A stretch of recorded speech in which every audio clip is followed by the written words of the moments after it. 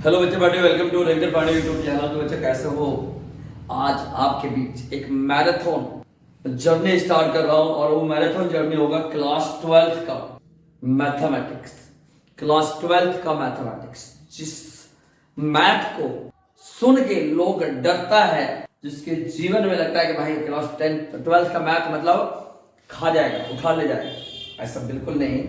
ऐसा पोस्टमार्टम करेंगे class 12th का जो मैथ होगा चैप्टर वाइज है ना, चैप्टर 1 से स्टार्ट करेंगे और 1 2 3 4 इस तरह करते करते सीरीज वाइज जाएंगे। ठीक है, समझ गया?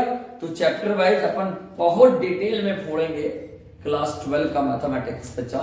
तो आप जहां कहीं भी हो अपना बोरिया बिस्तर बांध लो, कस लो, क्योंकि अब तेरे बीच बवाल मैथमेटिक्सियन और बवाल तरीके से बताने वाले लोग खड़े हैं और बहुत मजा आएगा। वो चैप्टर जो पूरी दुनिया में, मतलब मैं पूरी दुनिया की बात कर रहा हूं, ये चैप्टर जो मैं आज शुरू करने वाला हूं क्लास 12th का, स्टार्ट करने में संकोच करता है। जितने भी टीचर्स होते हैं ना, उन्हें संकोच लगता है कि भाई ये चैप्टर पता नहीं बच्चों को समझ में आएगा कि नहीं, अगर मैं इसको स्टार्ट कर दिया तो बच्चा समझ पाएगा कि नहीं। लेकिन मैं आज गारंटी बोल रहा हूं कि तुम देख रहा वही चैप्टर जिसको स्टार्ट करने में शायद लोग डरते हैं, आज मैं वही चैप्टर स्टार्ट करने वाला हूं, relation and function, the very first chapter of class 12, है ना। तो बच्चा आज हम क्लास 12 का मैथ शुरू कर रहे हैं, चैप्टर फर्स्ट, जो कि है हमारा relation and function. Relation and function,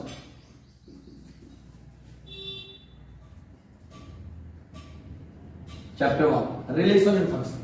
और बहुत डिटेल में पढ़ेंगे। एक एक बात तेरा खोपड़ी में सेट नहीं कर दिए तो बोलना तुम, खाली तुम बस अच्छे से एक कॉपी और कलम रखना, जो भी बता रहा हूं उसको नोट करना। ये चैप्टर जैसे जैसे क्लासेस आगे बढ़ेगी और जैसे जैसे मैं बोलूंगा कि आज चैप्टर खत्म हो गया, उस दिन के बाद तेरा एक भी डाउट अगर रह गया तो बोलो, है ना। आपका एक भी डाउट नहीं रहेगा, बस आप मेरे साथ स्टेप बाय स्टेप फॉलो करना। प्योर इंग्लिश मीडियम में बोलूंगा तो मैं हिंदी में, लेकिन लिखूंगा मैं प्योर हिंदी इंग्लिश मीडियम में। ठीक है, तो आपको बड़ी समझ में आएगा, मक्खन होगा, क्योंकि देखो मैथ में लैंग्वेज मैटर नहीं करता बच्चा। तो ये पहला चैप्टर मैं आपके बीच शुरू करूं, उससे पहले मैं कुछ 11th का, क्योंकि आपको पता होगा 11 में भी यही चैप्टर बोल के था, relation and function. Class 11th का जो सेकेंड चैप्टर है वो भी हमारा रिलेशन एंड फंक्शन ही था, याद है? क्लास 11th का जो सेकेंड चैप्टर है वो भी हमारा रिलेशन एंड फंक्शन ही था। उसके बाद शायद ट्रिगोनोमेट्री था, ऐसा कुछ, है ना। तो भाई रिलेशन एंड फंक्शन बहुत सिंपल चैप्टर है, बहुत आसान चैप्टर है। तो मैं ये वाला क्लास 12 वाला शुरू करूं, उससे पहले मैं कुछ बातें आपको क्लास 11th का रिवाइज कराना चाहता हूं। Are you ready? तैयार हो? तो आ जाओ। आपने क्लास 11th में पढ़ा होगा बच्चा ऑर्डर्ड पेयर।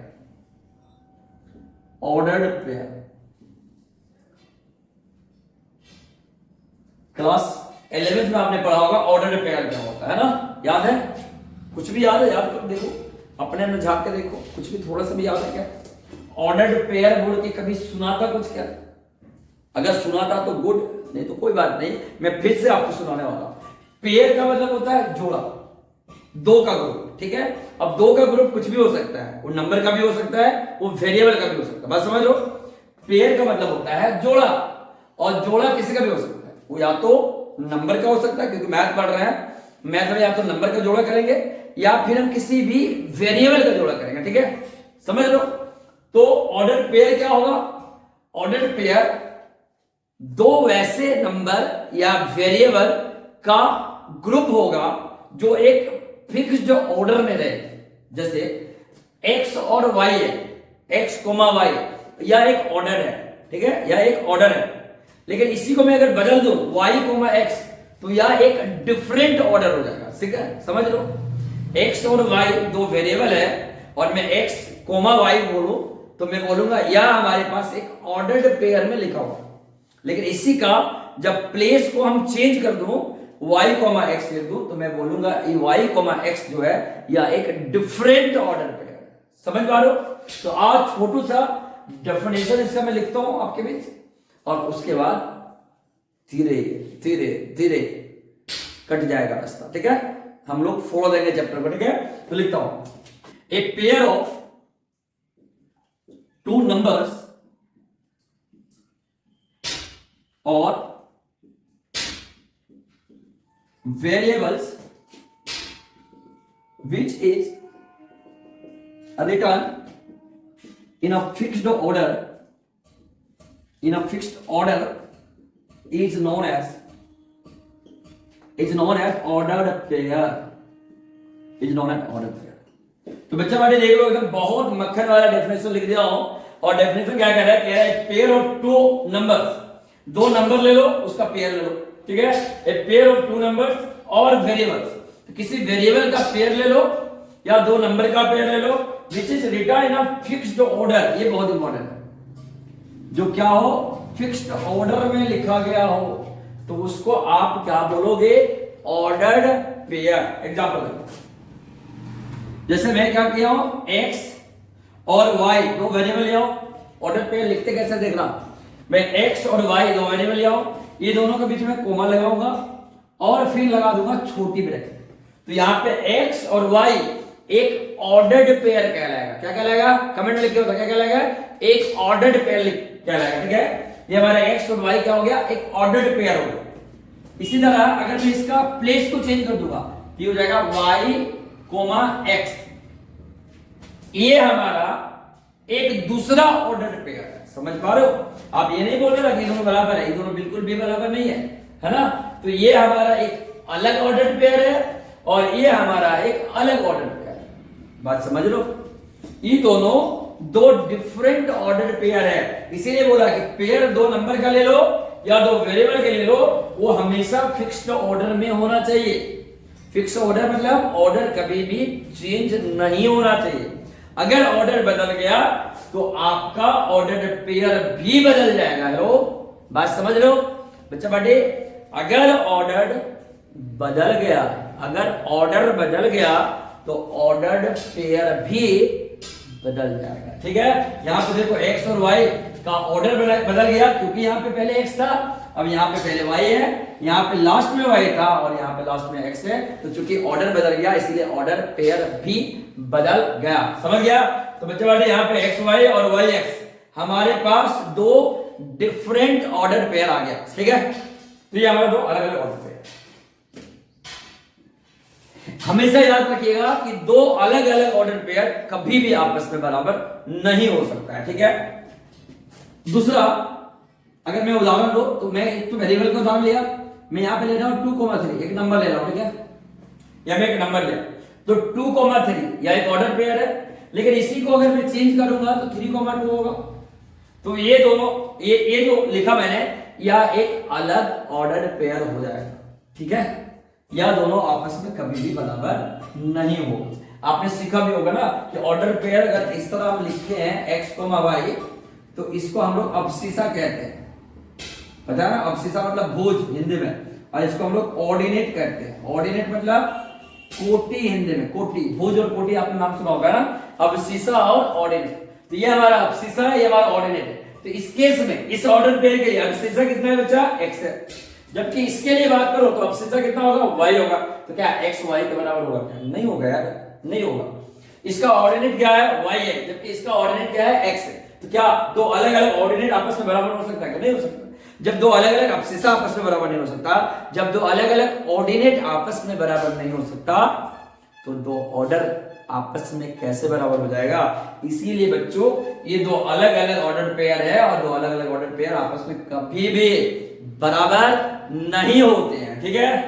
अब आप बोलोगे सर एक बात तो मुझे समझ में आ गया कि चलिए ऑर्डर पेयर हमेशा एक फिक्स्ड ऑर्डर में लिखी जाती है, बहुत बढ़िया है ना, अच्छी बात है। लेकिन सर आप ये बता दीजिए कि ऑर्डर पेयर जब लिखी जाती है, ऑर्डर पेयर जब लिखी जाती है तो फिक्स्ड ऑर्डर में तो होता है, लेकिन ऑर्डर पेयर को मैं लिखने की कोशिश करूं, अगर मैं न्यू हूं और मैं किसी संख्या का ऑर्डर पेयर लिखना चाहूंगा, दो किसी संख्या का ऑर्डर पेयर, दो किसी नंबर का ऑर्डर पेयर लिखूंगा, तो कैसे लिखूंगा सर।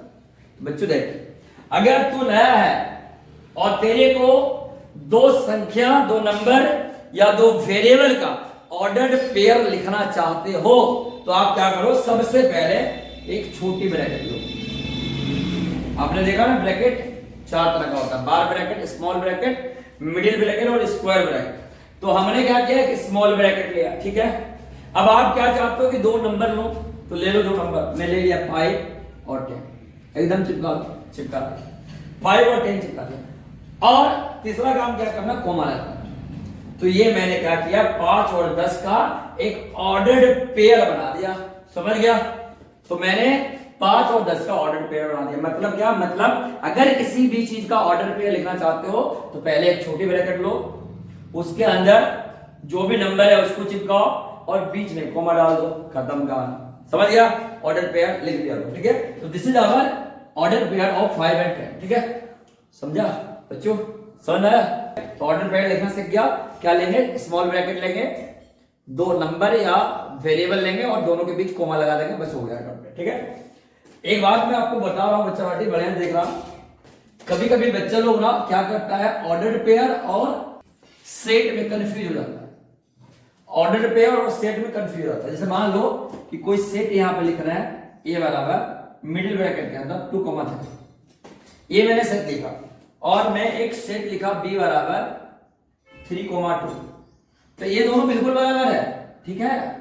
ये दोनों बिल्कुल बराबर है, क्यों, क्योंकि ये दोनों सेट है। ये भी हमारा क्या है, सेट है, ये भी हमारा क्या है, सेट है, समझ रहा है। सेट ऑर्डर पेयर नहीं होता, याद रखना।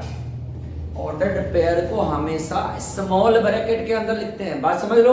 ऑर्डर्ड पेयर को हमेशा स्मॉल ब्रैकेट के अंदर लिखते हैं। कभी कभी मिडिल ब्रैकेट के अंदर 2 नंबर या वेरिएबल लिखा हुआ रहे तो उसको सेट समझना। सेट का ऑर्डर बदल जाने से सेट नहीं बदल जाता, समझ रहे हो। सेट का ऑर्डर बदल जाने से सेट नहीं बदलता, लेकिन ऑर्डर्ड पेयर का ऑर्डर बदल जाने से ऑर्डर्ड पेयर बदल जाता है। दिस इज वेरी इंपॉर्टेंट, आपको याद रखना है। बात समझ में आया, बात समझ में आया तो नीचे लिख यस सर, समझ में आया। बात समझ गए बच्चों कि 2 सेट के अंदर जो एलिमेंट होगा उसकी अगर प्लेस को अगर चेंज कर दोगे तो कोई फर्क नहीं पड़ेगा सेट में, set remain will set, same set है ना।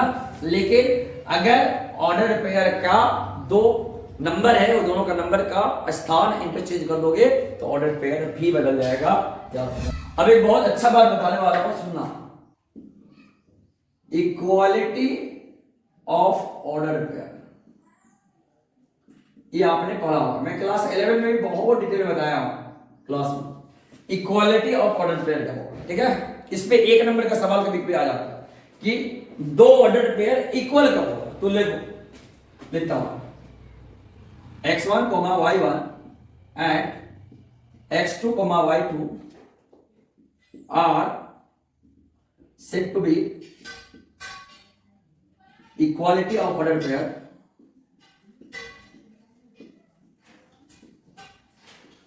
if, देखो पहला जो आपका ऑर्डर पेयर लिखा है उसका जो फर्स्ट एलिमेंट है x1 और दूसरा का जो फर्स्ट एलिमेंट है x2, ये दोनों आपस में बराबर होना चाहिए। एंड पहला का जो सेकंड एलिमेंट है y1 और दूसरा का जो सेकंड एलिमेंट है y2, ये दोनों आपस में बराबर होना चाहिए। बच्चों समझ में आया कि 2 ordered pair equal ordered pair तभी कहलाता है। देखो इक्वालिटी का मतलब होता है इक्वल, ठीक है। 2 ordered pair equality of ordered pair तभी कहलाता है जब फर्स्ट ऑर्डर पेयर का जो अवशिष्ट होगा, देखो इसका x1 है और इसका x2 है, तथा सेकेंड का जो अवशिष्ट होगा वो दोनों इक्वल होना चाहिए। और फर्स्ट ऑर्डर पेयर का जो ऑर्डिनेट होगा और सेकेंड वाला का भी जो ऑर्डिनेट होगा दैट मस्ट बी इक्वल, समझ गया। और मैंने देखो वही किया, इसका जो अवशिष्ट था, इसका अवशिष्ट, ये दोनों को मैं इक्वल कर दिया। इसका जो ऑर्डिनेट था, इसका ऑर्डिनेट, ये दोनों मैंने इक्वल कर दिया। अगर ऐसा हुआ बच्चों तो इसको अपन बोलेंगे इक्वालिटी ऑफ ऑर्डर पेयर। यहां से 1 नंबर का ऑब्जेक्टिव क्वेश्चन कभी कभी आता है, मैं भी आपको दे रहा हूं। देखो एग्जांपल, x - 1 y - 2 बराबर है 3,4 तो क्या कहेगा, find x and y, find x and y। एक क्वेश्चन दे दिया, ठीक है। क्या बोला है कि x - 1 y - 1, देखो ये छोटी ब्रैकेट के अंदर लिखा है 2 वेरिएबल है, जी है, बीच में कोमा है, हाँ है, इसका मतलब यह है ऑर्डर्ड पेयर है। लेकिन बराबर लिया है किसका 3,4, ये भी छोटे ब्रैकेट के अंदर है, इसका मतलब इधर वाला भी ऑर्डर पेयर है। तो ये दो ऑर्डर पेयर है और लिख रहा है बराबर है, तो ये दो ऑर्डर पेयर बराबर कब होगा, सोच के देखो। दो ऑर्डर पेयर बराबर तभी होता है जब पहला का अवशिषा और दूसरा का अवशिषा बराबर हो, और पहला का ऑर्डिनेट दूसरा के ऑर्डिनेट के बराबर हो, तो आप बराबर करते हैं। सॉल्यूशन तो ये दोनों इक्वालिटी ऑफ ऑर्डर पेयर है, इसका मतलब इसका अवशिषा x-1 बराबर हो जाएगा 3 का, और इसका ऑर्डिनेट कितना है बच्चों y-2 बराबर हो जाएगा 4। तो यहां से x बराबर निकला 3, एक हो जाएगा तो प्लस 1 हो जाएगा जो कि 4 है, और वैसे ही यहां से y निकल जाएगा 4, 2 उधर जाएगा तो प्लस 2 हो जाएगा जो कि 6 आ जाएगा। तो y का मान कितना आ जाएगा 6, और यहां से y का मान आ जाएगा 4। इस प्रकार हमारा 4 और 6 वो x और y का मान है, जिसको अगर यहाँ x और y का मान जगह पे बैठाओगे तो 3,4 ही आएगा। देख लो ठीक करके, x के जगह पे 4 बैठाओ तो 4 में 1 गया, कितना आया 3 आया ना, बिल्कुल आया। y का मान 6 बैठाओ तो 6 में 2 गया, कितना आया 4। तो 3,4 और एक और ऑर्डर पेयर लिया जो 3,4 है, तो बराबर नहीं हो गया, गारंटी का होगा। मतलब सेम ऑर्डर पेयर, खुद का ऑर्डर पेयर खुद से तो बराबर होगा ही ना यार। x यहाँ पे 2,3 लिखा, अगर मान लो कि यहाँ पे मैं एक ऑर्डर पेयर लिख रहा हूं 2,3, तो 2,3 तो 2,3 के बराबर होगा ये, क्या कहते हैं होगा ना। अरे इसी को तो इक्वालिटी ऑफ ऑर्डर पेयर कहते हैं। बात समझ में आया? अगर समझ में आया तो लाइक करो, वीडियो को दबा के लाइक करो। समझ में आ रहा है? समझ में आया तो दिखाओ ना भाई कि हाँ समझ में आया, कमेंट में लिख यस आई गेट इट। समझ में आया? अगर आया तो लिख, नहीं आया तो बोल कि नहीं आया, फिर बताओ। समझ जाना कि बच्चा बैठे अगर दो ऑर्डर पेयर बराबर है तो पक्की बात है कि दोनों का अवशिषा बराबर होना चाहिए और दोनों का ऑर्डिनेट भी आपस में बराबर होना चाहिए। ये दो बेहद इंपॉर्टेंट बात क्लास 11 का, ठीक है। अब चलो लेके चलता हूं मैं तुमको अगले इंपॉर्टेंट बात। तो बच्चा बैठे अब हम लोग पढ़ने वाले हैं आज Cartesian product of two sets. अब आपको दो सेट दिया रहेगा, ये फिर से एलिमेंट का ही टॉपिक है, ठीक है। कार्टेशियन, अब मैं 11 का क्यों बता रहा हूं, क्योंकि भाई ये सारा चीज आपके 12th में इस्तेमाल लगेगा, ठीक है। तो जो कुछ भी 12th में चाहिए होगा मसाला, वो सारा मसाला को एक बार फिर से देख लो, ताकि जब 12th का मैथ बनाओ मतलब बताओ तो तेरे को मस्त समझ में आए, ठीक है। मैं चश्मा खोल लूं, चलो ठीक है बच्चा। तो कार्टेशियन प्रोडक्ट क्या होता है दो सेट का, समझो। कार्टेशियन प्रोडक्ट दो सेट का ना ऑर्डर पेयर ही होता है। क्या होता है? ऑर्डर पेयर ही होता है। दो यहां पे सेट का ऑर्डर पेयर निकालेगा, समझ लो। कार्टेशियन प्रोडक्ट दो सेट का ऑर्डर पेयर ही होता है। तो मैं पहले लिख दूं, उसके बाद लिख लिख के समझाता हूं तो बड़ा मजा आएगा तुमको, ठीक है। लिखता हूं, let A and B are two non empty sets. Non empty set का मतलब समझ लो क्या, खाली नहीं होना चाहिए ना। नॉन एम्प्टी मतलब या तो उसमें कम से कम एक भी एलिमेंट होना चाहिए। ऐसा दो सेट होना चाहिए जिसमें कम से कम एक एलिमेंट होना चाहिए, ठीक है। Non empty set. The Cartesian product of set A to set B is the ordered pair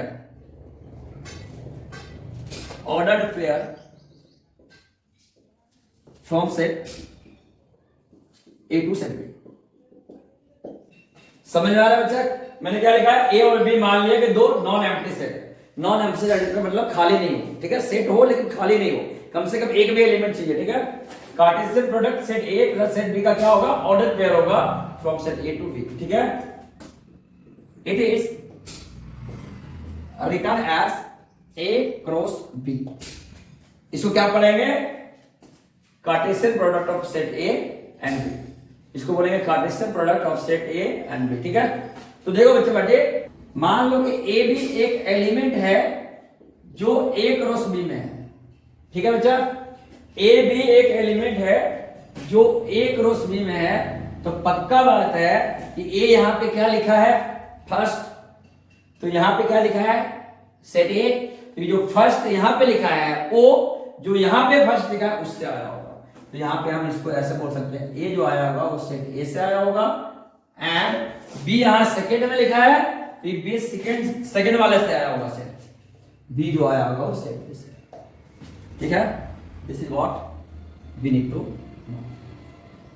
समझ आ रहा है? देख, हाँ, कार्टेशियन प्रोडक्ट क्या होता है, किसी दो सेट का वो एक ऑर्डर्ड पेयर होता है जो फिक्स्ड ऑर्डर को फॉलो कर रहा होता है। ठीक है, तो यहां पे मैंने A, B एक ऑर्डर्ड पेयर लिया और मैंने बोला कि ये जो ऑर्डर्ड पेयर आया है ये A और B सेट जो है उसके कार्टेशियन प्रोडक्ट में है। ठीक है, ए बी जो आया है वो A क्रॉस B से आया है। ठीक है, इसका मतलब यहाँ पे A पहले लिखा गया है, ऑर्डर में A का मान पहले है, A का मान पहले है, तो ये वाला A वाला सेट से ही आया होगा, क्योंकि यहाँ पे जो पहले है वो यहाँ जो पहले है वो पहले वाला से आया होगा, जो दूसरा में लिखा है वो दूसरा वाला से आया होगा। बात समझ में आया? तो वही मैंने लिखा कि A जो है वो सेट A का एलिमेंट होगा और B जो है वो सेट B का एलिमेंट होगा।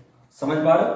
अभी आओ कुछ उदाहरण देता हूं तो और समझ में आएगा। एग्जांपल देखो, सेट A हमारा दिया है 1,2 और सेट B दिया है हमारा 3,4। हमें क्या निकालना है, A क्रॉस B और B क्रॉस A। कह रहा है find A cross B and B cross A। ठीक है बच्चा, हम A क्रॉस B निकाल रहे हैं और फिर B क्रॉस A निकाल रहे हैं। तो A क्रॉस B निकालते हैं, आ जाओ देखो। A क्रॉस B को क्या पढ़ेंगे, A Cartesian product B cross A को क्या पढ़ेंगे, B Cartesian product of set A। ठीक है, तो A क्रॉस B निकालता हूं मैं। तो A क्रॉस B में पहले क्या लिखे हैं, A, तो पूरा A वाला का सेट पहले लिखेंगे, B सेट बाद में लिखे हैं तो B सेट को बाद में लिखेंगे। 3,4। अब क्या करो, अब तुम ऑर्डर बढ़ाओ, तो पहले एक का सेटिंग करो उसके साथ, तो क्या हो जाएगा 1,3 1,3 1,4, एक का कहानी खत्म होगा, फिर 2 का सेटिंग कराओ उसके साथ, तो 2,3 हो जाएगा और फिर 2,4 हो जाएगा। तो ये जो तुम्हारा आया, ये तुम्हारा A क्रॉस B आया बच्चों, आया A क्रॉस B। समझ पाया जी? This is our A cross B। ठीक है, अब मैं क्या निकालना चाह रहा हूं कि B क्रॉस A निकालो, B क्रॉस A निकालो। तो आज हम निकाल देते हैं, क्या पढ़ा बात है B क्रॉस A में। तो B कितना है बच्चा, 3,4 और A कितना है बच्चा, 1,2। क्रॉस निकालना है, तो इस बार B पहले लिखा है यहाँ पे, तो यहाँ पे भी पहले लिया, ये बाद में लिखा तो बाद में लिया। क्यों? क्योंकि ऑर्डर पेयर है भाई, ऑर्डर फॉलो करना पड़ेगा। बात समझ लो? हाँ, तो अब सेटिंग करो, 3 का 1 के साथ सेटिंग करो तो 3,1 हो जाएगा, 2 के साथ करेगा तो 3,2 हो जाएगा, अब 4 के करो तो 4,1 हो जाएगा, 4 का करो तो 4,2 हो जाएगा। तो ये जो आया ये B क्रॉस A आया, B क्रॉस A आया। और मुझे लग रहा है कि तुमको दिख रहा होगा कि दोनों आपस में बराबर नहीं है। क्या बराबर दिख रहा है? क्या नहीं है भाई, दोनों आपस में बराबर नहीं है। तो यहां से आपने क्या सीखा कि A क्रॉस B और B क्रॉस A भी एक ऑर्डर पेयर है। बस समझ लो, क्योंकि अगर ऑर्डर पेयर नहीं होता तो बराबर होता, क्योंकि बराबर नहीं है इसका मतलब पक्का कार्टेशियन प्रोडक्ट भी एक ऑर्डर्ड पेयर ही होता है।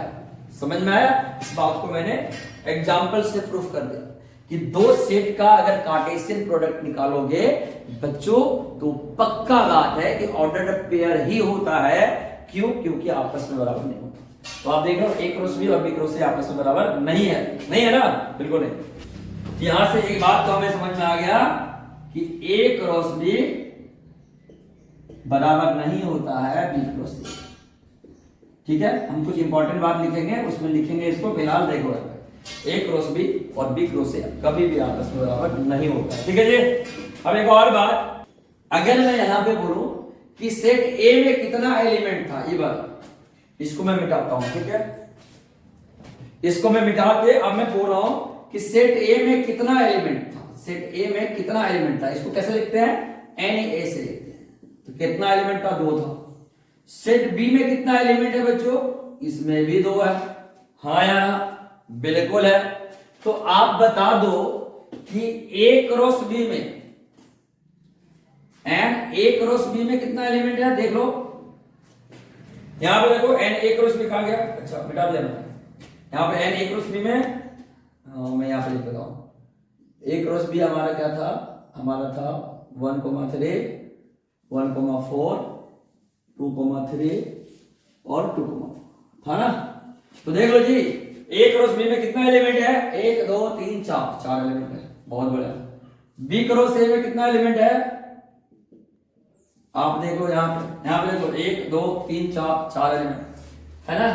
तो भले सेट ए और बी, भले ए क्रॉस बी और बी क्रॉस ए बराबर नहीं आया, हेलो, भले ए क्रॉस बी और बी क्रॉस ए बराबर नहीं आया, लेकिन ए क्रॉस बी में कितना एलिमेंट है और बी क्रॉस ए में कितना एलिमेंट है, ये तो दोनों आपस में बराबर है। क्या बात समझ रहे हो क्या? ए क्रॉस बी में और बी क्रॉस ए में कितना एलिमेंट है, ये तो बराबर है। मतलब क्या कि दो कार्टेशियन प्रोडक्ट खुद में बराबर नहीं होता, लेकिन दोनों की कार्डिनलिटी आपस में बराबर होता है। दोनों की कार्डिनलिटी आपस में बराबर होता है। फिर से वंस अगेन सुनो कान खोल के, दो सेट के कार्टेशियन प्रोडक्ट बराबर नहीं होते। दो सेट के कार्टेशियन प्रोडक्ट बराबर नहीं होते, लेकिन कार्टेशियन प्रोडक्ट में कितना एलिमेंट है बोले तो उसकी कार्डिनलिटी क्या है, ये हमेशा बराबर होता है। और वो बराबर कितना का होता है? उस सेट ए में कितना है और सेट बी में कितना एलिमेंट है उसके बराबर। देखो ना, सेट ए में कितना था? 2 था। सेट बी में कितना है? 2 था। तो 2 गुना 2 करेगा तो भी 4 आएगा। बात समझ लो? तो बस इतना के बराबर होता है। तो ये प्रॉपर्टीज नंबर 2 तुम्हें दिख रहा होगा, इसको हम बाद में डिस्कस कर लेंगे, कुछ देर के बाद डिस्कस करेंगे। फिलहाल समझ में आ गया होगा। अब एक में क्वेश्चन देता हूं, अब तुम उसका कार्टेशियन प्रोडक्ट निकाल के बताओ। हमारा एक सेट है x जिसमें 2 एलिमेंट है a, b, और एक सेट है y जिसमें एलिमेंट 3 है 1 2 एंड 3। क्वेश्चन है कि find x cross y and y cross x। ठीक है जी, you have to find x cross y and y। निकल जाएगा ना? इस CW है, तुम कमेंट में लिख के बताना, ठीक है, कि x क्रॉस y और y क्रॉस x क्या होगा। तुमको और पता करना है कि क्या x क्रॉस y और y क्रॉस x की जो कार्डिनलिटी होगा क्या वो भी बराबर है क्या? इसको प्रूफ भी करना, चेक भी कर लेना, ठीक है। तो पक्की बात बराबर होगा, ठीक है। और वो कितने के बराबर होगा? क्या x में जितना एलिमेंट है और y में जितना एलिमेंट है क्या उतना के बराबर होगा क्या? तो हाँ जी, बिल्कुल बिल्कुल सही समझा तुम, उतना के बराबर होगा। ये भी चेक कर लेना, क्या x क्रॉस y और y क्रॉस x ये दोनों आपस में बराबर होगा क्या? तो आपको लगेगा बिल्कुल नहीं, ठीक है। तो इसको पता करने के साथ साथ ये दोनों भी तुम पता करके हमें बताना, ठीक है बच्चों। अरे बात समझ गया? खोपड़ी में अट गया। तो ये दोनों की क्या निकालना है? कार्डिनलिटी भी निकालना है और क्रॉस भी निकालना है, कार्टेशियन प्रोडक्ट भी निकालना है, ठीक है। ठीक है, अब मैं कुछ इसके बारे में इंपॉर्टेंट प्रॉपर्टीज बताने के साथ साथ आगे बढ़ता हूं, ठीक है। Properties of Cartesian products of sets. ठीक है बच्चों, हम अब क्या सीख रहे हैं? जो कार्टेशियन प्रोडक्ट आपने जो देखा उस सेट का प्रॉपर्टीज, ठीक है। तो मैं लिख रहा हूं let A and B are two non empty set. मैंने बच्चा क्या मान लिया कि ए और बी दो नॉन एम्प्टी सेट, ठीक है। ये मैं कंसिडर करके चल रहा हूं, सही है। अब तुम पहला समझो कि ए क्रॉस बी निकाल लो भैया और बी क्रॉस ए निकाल लो, तो तुम्हें क्या लगता है? बराबर कभी नहीं होगा, है ना। ए क्रॉस बी और बी क्रॉस ए आपस में कभी भी बराबर नहीं होगा। This is very first property, ठीक है। दूसरा, आप बोलोगे सर ए क्रॉस बी बराबर तो नहीं होगा, लेकिन मैं चाहता हूं कि ए क्रॉस बी का कार्डिनल नंबर निकालना। कार्डिनल नंबर का मतलब क्या हुआ सर? कार्डिनल नंबर का मतलब हुआ कि ए क्रॉस बी में कितना एलिमेंट है, ठीक है, वो निकालना। बहुत बढ़िया। मैं बी क्रॉस ए किया और मैं इसका भी सर कार्डिनल नंबर निकालना चाह रहा हूं, कोई बात नहीं, निकाल लो। तो क्या ये दोनों आपस में बराबर होगा? तो 100% बराबर होगा। बात समझ पा रहे हो? अभी मैं कुछ देर पहले आपको दिखाया उदाहरण के तौर पे, है ना, ये 100% बराबर होगा। एक CW भी दिया, तुम बना के देखना, बराबर होगा। बहुत बढ़िया सर, कितना के बराबर होगा?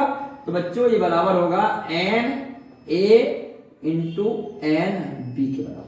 मतलब समझ गया कि सेट A में कितना कार्डिनल नंबर है, सेट A का कितना कार्डिनल नंबर है और सेट B का कितना कार्डिनल नंबर है, ये दोनों को पकड़ के गुना कर दो, जोड़ दो, तो तुम्हें पता चल जाएगा कि उसके कार्टेशियन प्रोडक्ट में कितना कार्डिनल, मतलब कार्टेशियन प्रोडक्ट में कितना कार्डिनल नंबर होगा। ठीक है, बोले तो कार्टेशियन प्रोडक्ट में कितना एलिमेंट आएगा। ठीक है बच्चा, अरे बता रहा है, समझ में आ रहा है कि नहीं? हाँ बिल्कुल आपको। If set A containing P elements and set B containing Q elements, then A cross B will contain कितना बच्चे बोल? P into Q elements। समझ में आया? आ गया तो बढ़िया है, नहीं आया तो देखो इसी को ऊपर लिख रहा हूं, नीचे जगह नहीं है, ऊपर देख बहुत डिटेल में समझ। क्या कह रहा है? सेट ए में कितना एलिमेंट है? P है, इसका मतलब सेट ए का कार्डिनल नंबर निकालेगा तो कितना आएगा तेरा?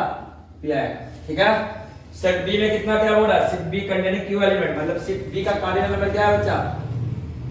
ये हमारा Q है। क्या है? Q है। तो कह रहा है कि A क्रॉस B जो होगा, A क्रॉस B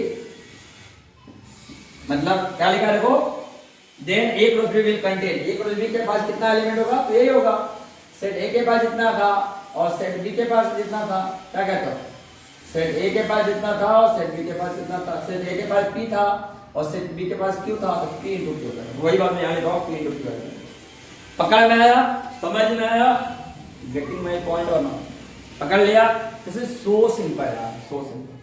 तो आपने समझ में आ गया, तो दिस इज थर्ड प्रॉपर्टी, है ना। आइए अगला प्रॉपर्टी बताओ। समझ गया ना यार?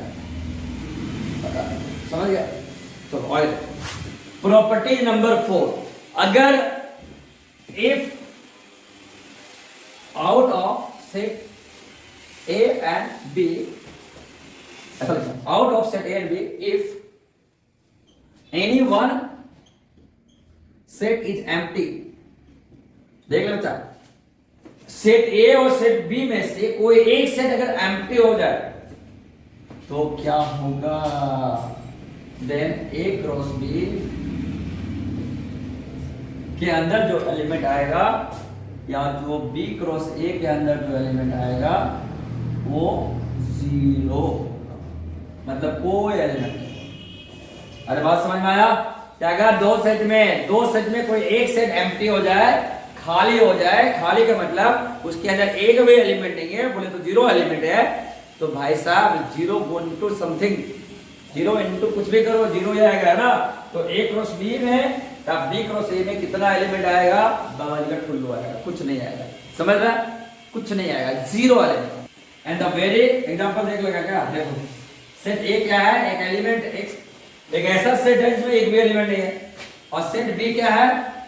इसमें 2 एलिमेंट है। तो इसका कार्डिनल नंबर निकाल लो भाई, तो 0 आएगा। इसका कार्डिनल नंबर निकाल लो बच्चों, तो कितना आएगा? 2 आएगा। तो भैया अब A क्रॉस B कर ले, तो A क्रॉस B करेगा तो NA इंटू NB होता है। क्या कहते हो बच्चों?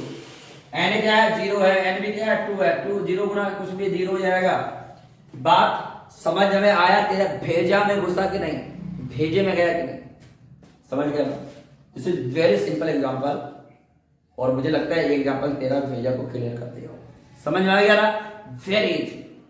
आगे भी बहुत मजा आएगा तुमको। अभी चलो ना देखते हैं आगे है क्या। ये चैप्टर बहुत बड़ा और बहुत जटिल लोग बोलता है, लेकिन अपन मक्खन करके देंगे तुमको। मक्खन समझते हो? खाली खाओ, मेहनत भी नहीं करना पड़ेगा, गिलने में अपने आप चला जाएगा। ठीक है, तो वैसे ही लगेगा चैप्टर। तो आपको out of set A and B, if any one set is empty, then obviously their cross product means their Cartesian product will also be empty। ठीक है, Cartesian product में एक भी एलिमेंट नहीं होगा, बोले तो Cartesian product empty होगा। हेलो, समझ गया? This is fourth. अब हम लोग आ रहे हैं बच्चे वाले प्रॉपर्टी नंबर 5 पे। देखिएगा बहुत सिंपल। तो मैं लिख रहा हूं out of set A and B, जो हम लोग माना था ऊपर, ठीक है, if any one of set is infinite set, then A cross B or B cross A will also be infinite। समझ में आया? नहीं आया ना? अभी तुरंत समझ में। देखो क्या लिखा, out of set A and B. अभी मैंने ऊपर में दो सेट ले लिया था ना, वो दो सेट में कोई एक सेट इनफाइनाइट सेट है। अब आप बोलोगे भैया ये इनफाइनाइट सेट क्या होता है? बोलोगे ना, सो इनफाइनाइट सेट वैसे सेट को बोलते हैं जिसमें नंबर ऑफ एलिमेंट्स गिने नहीं हो। जैसे मान लो कि कोई नेचुरल नंबर का सेट है, तो नेचुरल नंबर का सेट इनफाइनाइट सेट हुआ। कोई इंटीजर का सेट है तो वो कैसा सेट हुआ? इनफाइनाइट सेट हुआ। समझ रहे हैं? उसमें कितना एलिमेंट है खास पता है तुमको? पता है क्या क्या वो नेचुरल नंबर है? जी नहीं बताया ना, तो इसीलिए वो इनफाइनाइट सेट। तो दो सेट में कोई एक सेट इनफाइनाइट सेट देगा तो उसका कार्टेशियन प्रोडक्ट भी इनफाइनाइट सेट है। आपके दिमाग आ रहा है सर आपने तो बड़ा मस्त बोल रहे हो कि दो सेट में एक सेट देगा इनफाइनाइट तो कार्टेशियन प्रोडक्ट इनफाइनाइट है। अगर दोनों दे दो तो तब तो गधा आएगा ही, तब तो आना ही पड़ेगा। हेलो, अगर दो में कोई एक सेट इनफाइनाइट है तब तो आएगा ही कार्टेशियन प्रोडक्ट इनफाइनाइट। अगर दो में दोनों में से दोनों इनफाइनाइट हो तब तो आना ही है। वैसे ही दो सेट में कोई एक नल सेट हो तो उसका कार्टेशियन प्रोडक्ट भी नल सेट होगा। लेकिन अगर दोनों हो गया तब सर, अरे तब भी गोचू नल सेट ही होगा। समझ लो, तब भी नल सेट। ठीक है, और इसका उदाहरण देखते हैं। तो मैं एक सेट ले लिया हूं जिसमें ए और बी दो एलिमेंट है, और मैं एक ऐसा सेट लिया हूं जिसमें 1 2 3 चलता ही रहेगा। नेचुरल नंबर का सेट ले लिया हूं। ठीक है, एक सेट ए लिया हूं जिसमें दो एलिमेंट है ए बी, और एक सेट बी लिया हूं जिसमें कितना एलिमेंट है? Infinite element, natural number. ठीक है, तो भाई साहब ए क्रॉस बी अगर मैं निकालूंगा ए क्रॉस बी, तो इसमें बोलेगा कितना सेट है, या बी क्रॉस ए इसमें बोलेगा कितना एलिमेंट है। तो इस दोनों में कितना एलिमेंट होगा? ये दोनों में होगा इनफाइनाइट एलिमेंट। कितना होगा बच्चों? इनफाइनाइट। कितना होगा? Infinite element. ठीक है, समझ गया क्या? सेट ए में दो है, बी में इनफाइनाइट है, तो ए का रिलेशन पूरे के साथ निकालोगे, बी का रिलेशन पूरे के साथ निकालोगे, तो इनफाइनाइट को इनफाइनाइट से गुणा करोगे तो इनफाइनाइट ही आएगा। बात समझा क्या? तो ए क्रॉस बी और बी क्रॉस ए निकालो तो इनफाइनाइट ही आएगा। क्यों? क्योंकि हमारा दो सेट क्या था? दो सेट में कोई एक सेट क्या था? इनफाइनाइट सेट था। ठीक है, बात समझ में आया? तो दो सेट में कोई एक सेट इनफाइनाइट हो गया या दोनों इनफाइनाइट हो गया तो उसका कार्टेशियन प्रोडक्ट भी इनफाइनाइट ही आएगा। ठीक है, बात समझ लो। और दो सेट में कोई एक सेट नल सेट हो गया या दोनों का दोनों नल सेट हो गया तो उसका कार्टेशियन प्रोडक्ट भी नल सेट ही होगा। You must keep this at mind. ठीक है, बात समझ में आया बच्चों? बात समझ में आया? ये पूरा कार्टेशियन प्रोडक्ट के ऊपर क्या था? कहानी था। मजा आया कि नहीं? बता दो, मजा आया कि नहीं? मजा आया ना? बहुत मजा। इसी तरह मजा लेते रहो। हम लोग मिलेंगे नेक्स्ट क्लास में बच्चे बाटे आपके साथ। बवाल तरीके से हम लोग डायरेक्ट शुरू करेंगे। कहां से? रिलेशन एंड फंक्शन से। ठीक है, ये कुछ बातें थी 11th का जिसको कवर करना बहुत जरूरी था। अगर इसको नहीं जानोगे, इसके बिना आगे तुम्हारा कुछ नहीं होगा। ठीक है, तो आपको आगे का चीजें जानने के लिए आपको ये सारी चीजें अच्छे से पता होना ही चाहिए। और मैं गारंटी बोलता हूं, if you can follow me step by step 100%, then obviously you will enjoy in this chapter. Guarantee I am telling you. ठीक है, समझा? अगर आपने फॉलो कर लिया मचा दोगे। This chapter is little difficult as person said, है ना, लेकिन I guaranteed you if you can follow me 100% you will enjoy this chapter very much. ठीक है बच्चों, तो फॉलो करो। और क्या है, अच्छा लगा तो वीडियो को शेयर करो बच्चों के साथ भाई, है ना, ताकि वो भी देखे। दबा के लाइक सब्सक्राइब करो ना यार। छोटा से कितना दिन तक छोटा ही बना कर रखोगे रेगुलर, बड़ा करो यार, बड़ा 1 मिलियन 2 मिलियन 5 मिलियन, तभी तो मजा आएगा, जोश जुनून आएगा ना। फिर पागलों की तरह पढ़ाएंगे और बोला था मतलब समझ रहा, टॉप बनाना, टॉपर बनाने का। तो दुनिया में छाना है तो क्या करने का? ठोकने का, लाइक करने का, सब्सक्राइब। ठीक है, थैंक यू, मिलते हैं नेक्स्ट वीडियो में। जय हिंद।